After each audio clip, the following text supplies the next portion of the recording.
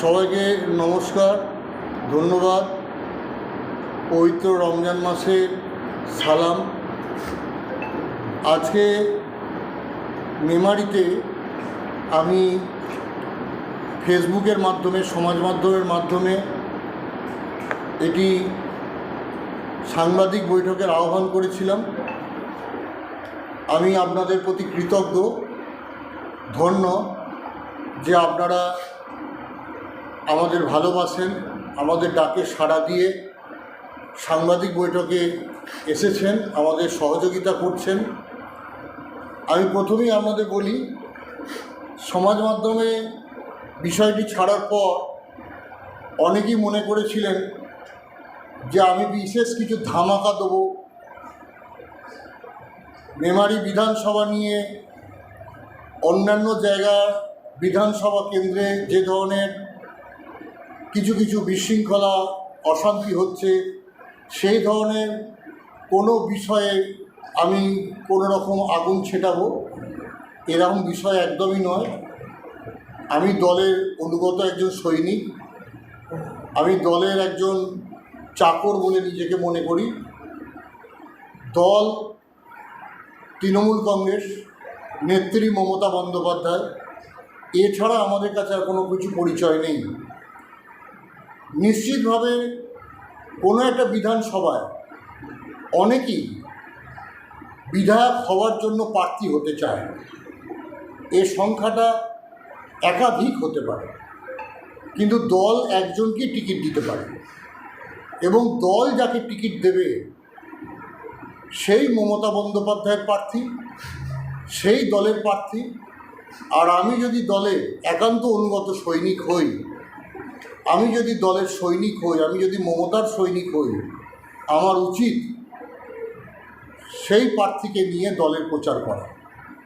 আমরা মেমারি বিধানসভায় মাননীয় রাসবিহারী হালদারকে প্রার্থী হিসাবে পেয়েছি।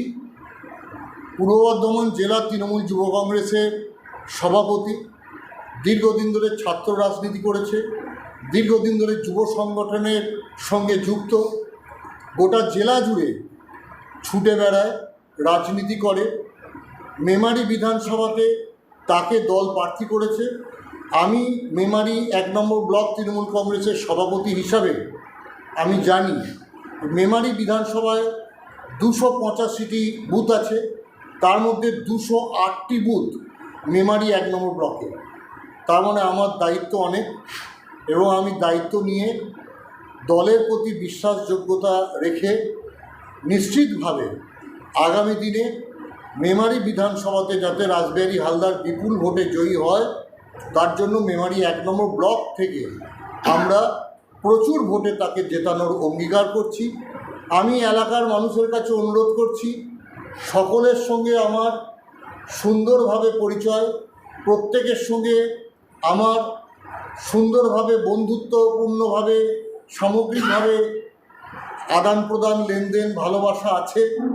সকলকে আমি বলবো, আসুন, যে সাম্প্রদায়িক শক্তি বিজেপি দল নির্বাচন কমিশনকে ব্যবহার করে, সিবিআইকে, ইডিকে ব্যবহার করে বারংবার আমাদের পশ্চিমবঙ্গের উপর অত্যাচার হানছে, তাকে রুখে দিতে, এবং যে সকল বিরোধী দল পশ্চিমবঙ্গের উন্নয়ন নিয়ে কথা বলে না, সে মার্ক্সবাদী সিপিএমই হোক, সে সিপিএম পার্টির দোসর কংগ্রেসই হোক, প্রত্যেকের থেকে দূরে থেকে শুধুমাত্র মমতা বন্দ্যোপাধ্যায়ের প্রতি বিশ্বাস রেখে আপনারা আপনাদের মূল্যবান ভোটটা তৃণমূল কংগ্রেসের ঘাসের উপর জোড়া ফুল চিহ্নে দিন। এটাই আমি আপনাদের কাছে আবেদন করব। আর আগামী দিনে রাসবিহারী হালদার মেমারির উন্নয়নে কাজ করবে। আমি তার সঙ্গে কথা বলেছি। মেমারিতে প্রচুর রাস্তাঘাট উন্নয়ন হয়েছে, কিন্তু আমাদের মেমারিতে কিছু রিভার ফুট ব্রিজ তৈরি করতে হবে। যেমন দিলেলপুর কেতপালার foot bridge doctor Sharmila Sarkar MP fund থেকে করছেন, ঠিক তেমনি Gangur Baria river foot bridge, ঠিক তেমনি Khargram Jotkanu river foot bridge, Chhinui Shahpur river foot bridge, এগুলিকে তৈরি করতে হবে। এবং আমি তার কাছে অনুরোধ করব, সে বিধায়ক হওয়ার পর মেমারি বিধানসভার মানুষের সবথেকে যন্ত্রণা রেল ওভারপুল নিয়ে তিনি যেন মেমারিবাসীর জন্য লড়াই করেন এবং তার লড়াইটা এমপিদের সহযোগিতায় একদম যেন তিনি সংসদ ভবনে পৌঁছে দেওয়ার ব্যবস্থা করেন। এটা আমি তার কাছে অনুরোধ রেখেছি। আপনাদের তরফ থেকে, মানুষের তরফ থেকে আমরা আবারও তার কাছে অনুরোধ রাখবো যেন মেমারিবাসীর পাশে রাসবিহারীকে সবসময় আমরা পাই।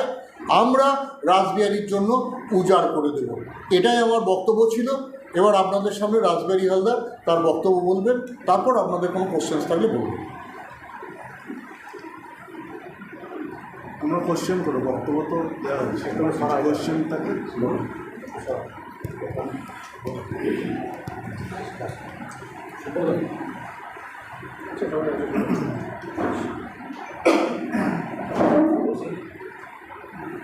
মেমারি বিধানসভা ইতিমধ্যে দল আপনাকে এখানে নির্বাচিত করেছে, যে কাজগুলো অসম্পূর্ণ রয়েছে সেগুলো কি আগে করবেন না অন্য যেগুলো আপনি নিজে কিছু চিন্তা ভাবনা করে যে কাজগুলো করবেন? দেখুন, মেমারি বিধানসভায় শহর আমাদের মেমারি 1, মেমারি 2 এই এলাকায় যেমন কৃষির উপর আমাদের জোর দিতে হবে, তেমনই শিক্ষার উপর, তেমনই ভ্রমণের উপর, তেমনই শিল্পের উপর, এগুলো তো একটা দিক। তার সাথে সাথে যে ব্রিজগুলির কথা বললো, অবশ্যই এটা প্রয়োজনীয়। আমাদের নিতাইদা এই মুহূর্তে যে ডেভেলপমেন্ট বলছিল, রাস্তাঘাট, পাড়ায় সমাধানে বিভিন্ন নিকাশি বলুন, ছোট ছোট কাজ কিন্তু ইতিমধ্যে মুখ্যমন্ত্রী মমতা বন্দ্যোপাধ্যায়ের যে প্রকল্প পাড়ায় সমাধান, সেখানে কিন্তু কমপ্লিট হয়ে গেছে। তারপরে পথশ্রী, জেলা পরিষদ, প্রচুর কাজ হয়েছে রাস্তাঘাটে। ব্রিজগুলো যাতায়াতের ক্ষেত্রে অত্যন্ত জরুরি।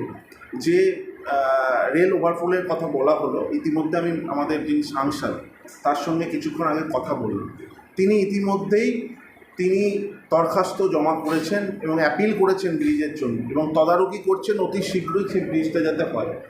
আমি মেমারিতে আসার সঙ্গে সঙ্গে এই দাবি মানুষের কাছ থেকে জানতে পেরেছি এবং আপনাদের কথা দিতে পারি আমরা এই ব্রিজ করব, এবং যে ব্রিজগুলির কথা বললেন নিতাইদা, সেগুলো তো অবশ্যই করব। তার সাথে সাথে বেশ কিছু পরিকল্পনা আছে। ক্রীড়াক্ষেত্রে কিছু ডেভেলপমেন্ট করতে চাই, ক্রিকেট, ফুটবল, ব্যাডমিন্টন, এই ধরনের অ্যাক্টিভিটি, ট্রেনিং, এই ধরনের স্পোর্টস কমপ্লেক্সের উপর একটি জোর দেবো আগামী দিনে। ফ্রিতে কোচিং সেন্টার, যারা যুবক যুবতীরা আছেন, যারা বিভিন্ন কম্পিটিটিভ এক্সামে যুক্ত, তাদেরকে কলকাতা কোচিং নিতে যেতে হয়, তাদের জন্য ফ্রি কোচিং সেন্টারের এখানে চেষ্টা করব, এখানে অবশ্যই করব সেই কোচিং সেন্টার। এবং আরও অনেক চিন্তাভাবনা আছে, মানুষের কাছ থেকে শুনতে পাচ্ছি যে প্রয়োজনীয়তা, সেগুলো আমরা চেষ্টা করব।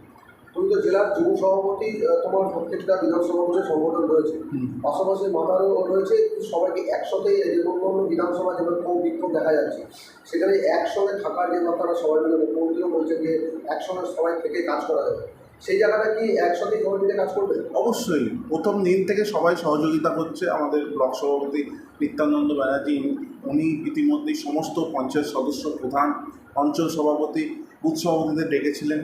ভোটে কীভাবে তারা আরও প্রচারকে জোরদার করতে পারে সেগুলো নির্দেশ দেওয়া হলো। সকালবেলায় আমাদের চেয়ারম্যান স্বপন বিশ্ব মহাশয় ছিলেন, কাউন্সিলররা ছিলেন, সেখানে আমার মিটিং হয়েছে কীভাবে আরও জোরদার প্রচার করা যায়। দুদিন আগে এখানে যিনি প্রাক্তন বিধায়ক মধুসূদন ভট্টাচার্য যিনি ছিলেন, উনি সহযোগিতা করছে। সবাই একযোগ, আমরা দলের সৈনিক, আমরা